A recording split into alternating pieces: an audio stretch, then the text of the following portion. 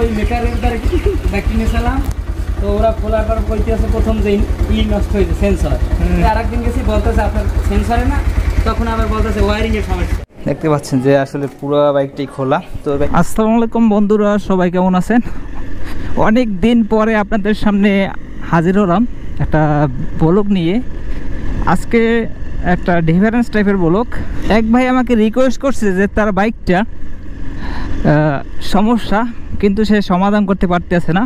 Service centre যাওয়ার পর বলতে আছে এটা গেছে, ওটা গেছে, সেটা গেছে। তো সেই ভাইয়ের সমস্যাটা সমাধান করার জন্য আজকে আমি প্রায় 60-70 কিলোমিটার দূরে যাচ্ছি। তো চিন্তা করছি যাই একটু ঘুরেও আসি, ভাইয়ের যদি একটু উপকার হয় করে আসি, সমস্যা কি। বাইক রাইডের ভিডিও করে সময় নষ্ট করব না, আপনাদের সরাসরি চলে যাচ্ছি আমি সেই ভাইয়ের কাছে। তো কী সমস্যাটা সেটা দেখি যতটুকু সম্ভব আমি চেষ্টা করব। তো ভাইটা অনেক রিকোয়েস্ট করছে তার বাইকটা সার্ভিস সেন্টার নেওয়ার পরে বলতে আছে এটা গেছে, ওটা গেছে, মোটামুটি 8-10 হাজার টাকার একটা ঝামেলা ফেলতে চাইতেছে। বলতে আছে তার সামনের কন্ট্রোলার গেছে, ওয়ারিং গেছে, তারপর মিটার গেছে, সব মিলিয়ে আর কি চেঞ্জ করার জন্য বলতেছে। তো আমি যাই আর কি দেখি। বন্ধুরা, এই ভাইয়ের সাথে পরিচয় হইল।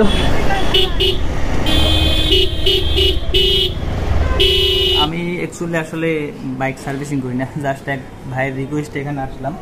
তো দেখতে পাচ্ছেন যে আসলে পুরো বাইকটি খোলা। তো বাইকটার সমস্যা হচ্ছে আপনার মিটারে লাইন আসে না। তো অনেক কিছু ঘুরলাম, দেখা যাক আসলে কি সমস্যা, পরে আপনাদের ডিটেলস ভিডিও বানাবো। তো আপাতত ওয়ারিং টোয়ারিং সব খুলে ফেললাম। ওই আর একটা ওয়ারিং আছে এক্সট্রা, ওই ওয়ারিংটা লাগাবো। এটাও পালসার 2012 মডেলের একটা বাইক। গাড়িটার সমস্যাগুলো এই নাট একটা নাই, দেখেন এই আমার স্টার্টে ডিস্টার্ব করছে, স্টার্টিং এই যে ধাক্কাইছে। এই দেন এই ইগনিশন কয়েল তো একটা লুজ, একটা নাই, তারপর লুজ আবার এই নাড়ার আনমু। অবশেষে বন্ধুরা আমাদের বাইকটা কমপ্লিট।